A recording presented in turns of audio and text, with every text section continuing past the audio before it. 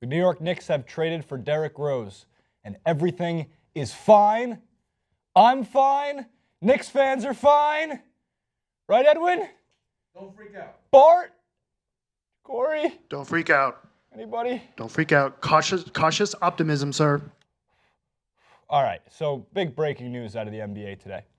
Let me share a story with you first. So I go in to do Facebook Live for Jeff Teague getting traded because that was kind of like the first big domino to fall when it comes to the offseason in the NBA, which was, I think, a great trade for the Pacers, by the way. And we're going to get into way more of that at a different point when we do more trade rumors and, offseason recap. After I finish that stream, I go back to my computer and there's a Twitter notification from @OffTheBench who said, someone give me an APB for @JasonRubin91 to see if he's still breathing. The Knicks just traded 7 years of Grant Lopez for 1 year of Derrick Rose. So we traded, and I say we because as a Knicks fan, it's all encompassing. There is no I in team. There's also no ACLs, MCLs, LCLs in Derrick Rose's knees. All right, I'll leave it be. I'll leave the jokes off. I am extremely critical of Derrick Rose on this platform, on many platforms, for many reasons because of the injuries. But I've also always loved Derrick Rose. If you go back on my Twitter years ago and Facebook page, there's highlights of him on Memphis. There's highlights of him from his MVP season. The difference, though, is that, we're going to get about 66 to 70 games. That would be great out of him this year. He did average a little over 15 points and just under 5 assists. He was playing much better in the second half of the season than he was in the first half, but he does come with a $21.3 million price tag. The optimistic side of this, if this experiment doesn't work, and yes, there's something very exciting about Rose, Melo, and Porzingis on the floor at the same time. The optimistic side is if it doesn't work out, we don't re-sign him. We don't have to give him $100 million over 5 or 6 years. But if it does, and he proves that he can come back for a second consecutive season, play more than 60 games, and be an effective pass-first point guard, because that's what we need out of him now. Jeff Hornacek coming in the offense. We're not sure exactly what's going on with the triangle. We're not sure how much Phil Jackson is going to force Jeff Hornacek's hand on that, but Hornacek's a faster-paced coach. Therefore, with Rose pushing the tempo, you get a good pick-and-roll point guard out of him too. Hopefully he can create off the dribble a little more than last season as compared to, how dominant he was off the dribble in 2011. I just don't know exactly what to expect out of it. Now, with Rose, Porzingis, and Melo on paper, on the floor at the same time, let's also keep in mind Aflalo is probably gone. Keep in mind that we have to get a big, which we're going to get to in a bit also. Those three on the floor, there's no excuse. You got to make the playoffs. Those are three, guys back in 2011 minus Porzingis, but he wasn't there yet. But Rose and Melo together in 2011, holy shit, we're winning the title.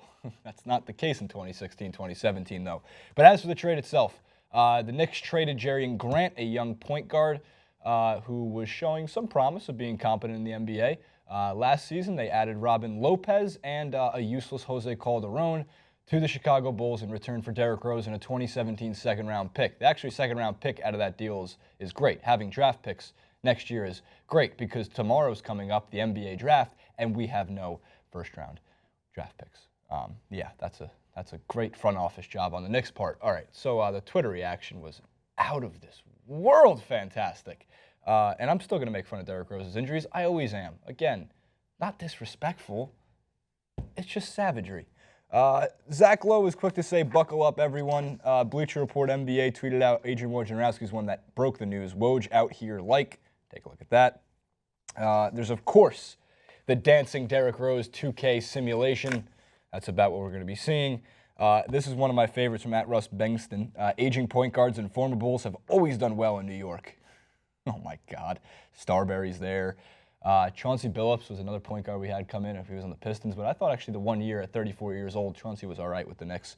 I love the guy also. This is from, who is this? I cut it off at the end, the Twitter name, but he looked up all the best sports medicine doctors in New York and put their Google Yelp reviews next to the name. Athletic injuries, bone and joint injuries. Oh, man. All right, we move forward. So, by the way, Kristaps says Dwight or Pau Gasol will go to the Knicks next. He's not wrong. With Robin Lopez gone, we need a big. I don't think we're going to be running any kind of crazy small ball lineup. I do think Porzingis can play the center. I think Melo has to avoid the isolation ball like he's been doing in crunch time, even though in the first 25 games of the season, the Knicks look good. Knicks are pushing the pace. The tempo was all right. And Melo was avoiding that ISO style of basketball that doesn't tend to win games, doesn't tend to win big games, at least for the Knicks, and really didn't win huge games for the Nuggets either. But that was also a different time in Melo's career. But what it means is there's an opening. So Pau Gasol or Dwight Howard, or hopefully maybe someone like Al Horford.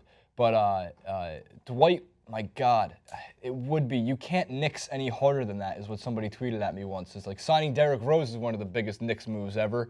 Adding Dwight Howard, Dwight, Porzingis, Melo, Rose. Again, we win a title in 2009, 2010. We don't do shit in 2016. I shouldn't say that. We hopefully make a playoff spot and, probably lose to the Celtics or the Pacers or the Cavs, the teams that can actually win. All right, we continue with this because, but yeah, with no big there, Pau Gasol, Dwight Howard goes to the Knicks. I wonder if Barkley thinks the Knicks will make the playoffs now. D Rose and Melo and KP, nice foundation. Oh man, 120 Sports, NBA trying to figure out who won the Derrick Rose trade right now with Derrick Rose's son. That was a pretty good one. And then my favorite of the day, Funny or Die's Instagram. Sneak preview of Derrick Rose's Knicks uniform for those guys in the studio who want to laugh because you don't have the graphic. You got to wear suits on the sideline when you're injured. You can't spell MVP without ACL. That's technically true. You really can't. All right, guys, comment below with what you think. I actually think the Bulls, okay, actually I got to talk about that for a second. The Bulls, you guys should be thrilled. I get that losing Derrick Rose is a part of your resurgence into the basketball culture in that long period without Michael Jordan in the 2000s where you came off 6 championships and the dynasty and everything with that. And Derrick Rose was part of that building the Bulls back into resurgence. But you just you just made $21 million in cap space. Technically it will be a little bit off with Robin Lopez. Robin Lopez is a cheap, effective big man. Jerian Grant's a young point guard. You did lose a draft pick, but now the biggest decision for the Bulls comes from Jimmy Butler, actually from the front office. Do you trade Jimmy Butler tomorrow or today and grab a number 3 or number 4 or number 5 overall pick and do a complete rebuild? Or do you keep Jimmy Butler and try to find a way to piece together players around him for next season? That's a big question too. So comment below, like, favorite, subscribe to the video. I'm fine. I'll be fine, guys. I'll be okay. It's okay. I'm fine. I'm totally fine. Everything's cool. All right. Don't freak out.